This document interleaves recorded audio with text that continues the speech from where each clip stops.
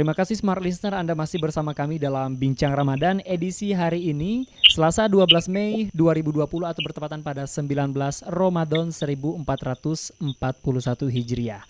Dan kita masih bersama Ustadz Mutakin Anantoha yang sudah berada di ujung telepon kita dengan tema yang menarik sekali pada hari ini mengenai ajakan sholat yang dimulai dari sholat wajib hingga ke sholat sunnah.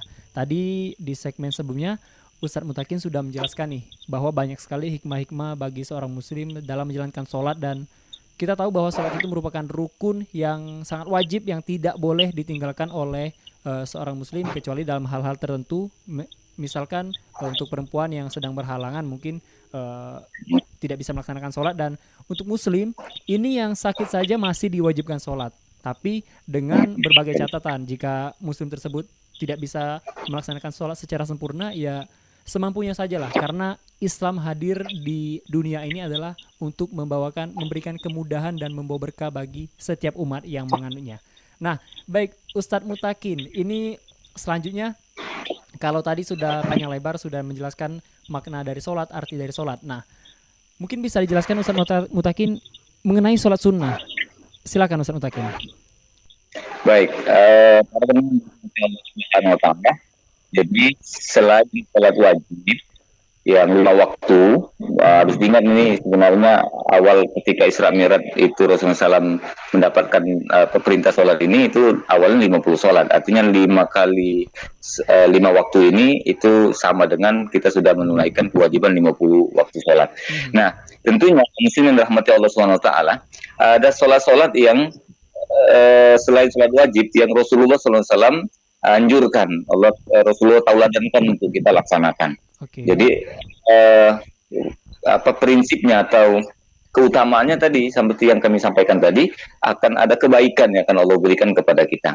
5 waktu itu mungkin tidak cukup ya untuk kita mendapatkan kebaikan yang banyak dari Allah Subhanahu wa taala, maka mari kita tambah dengan sholat sunnah. Ya, kalau secara makna sholat sunnah itu adalah sholat yang ketika kita lakukan kita mendapat pahala, tapi kalau kita tidak lakukan sholat sunnah itu kita tidak mendapatkan apa-apa gitu ya, tidak berdosa kita.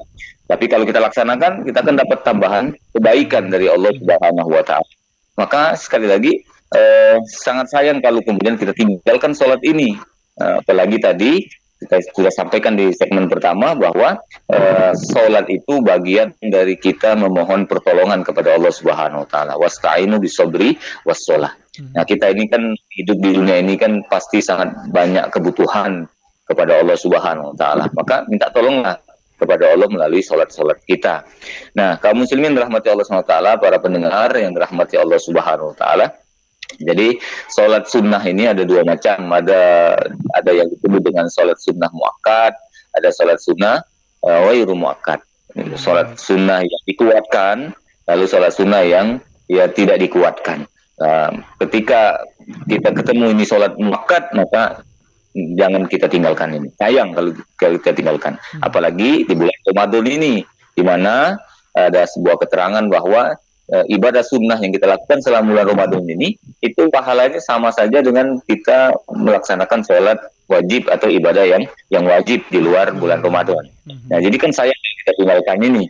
Bahkan Ramadan ini walaupun kita tidak makan, tidak minum siang hari, tetapi justru Rasulullah SAW mencontohkan untuk memperbanyak sholat di dalam bulan Ramadan ini, baik siang apalagi malam. Kan kita tahu bahwa di bulan Ramadan ini ada sholat spesial ya.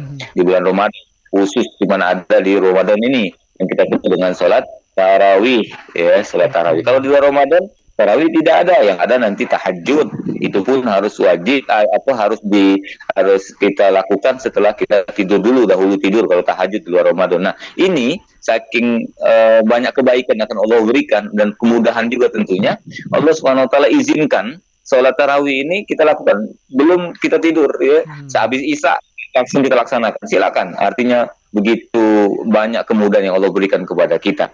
Maka lakukan itu. Laksanakan sholat tarawih ini. Jangan kita pernah tinggalkan itu.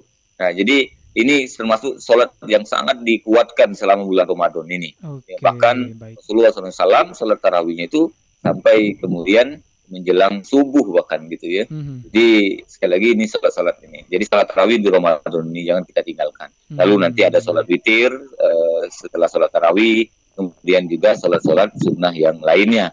Dan Oke. yang patut kita juga jaga selama hidup kita ini yaitu salat rawatib misalnya, salat yang mengiringi salat fardu Fardu ya. ya, Oke. baik yang qobliyah maupun ba'diyah. Ini ada yang Baik. muakkad, ada yang ghairu muakkad. Kita kerjakan semuanya, kita lakukan semuanya ya. Jadi kita mungkin tidak perlulah melihat ini apakah muakkad atau ghairu muakkad.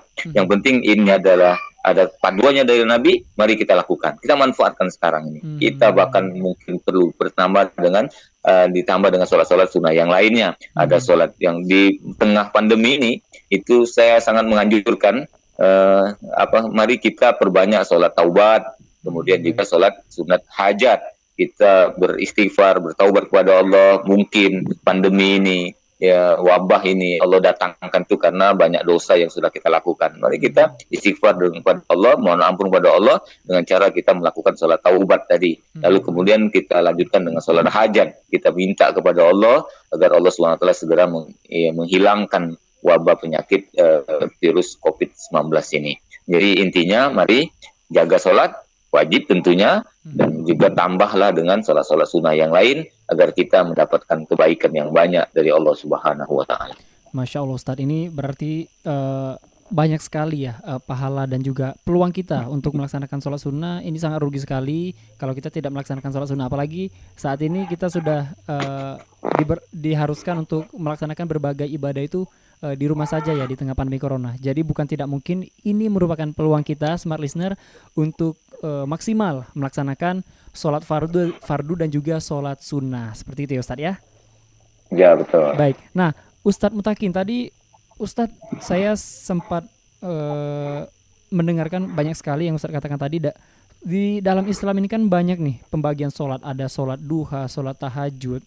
Sebenarnya kalau bisa dijelaskan Ustadz, mengapa sih Rasulullah membagikan sholat sunnah ini ada waktu-waktunya nih? Kalau sholat tahajud harus dilaksanakan bagusnya itu pada saat subuh ya, setelah bangun tidur. Bagusnya itu jam 2 subuh Ustaz. Nah, apa sih alasan Rasulullah untuk membagi sholat sunnah ini di dalam waktu-waktu tertentu Ustaz? Oke, baik. Antaranya adalah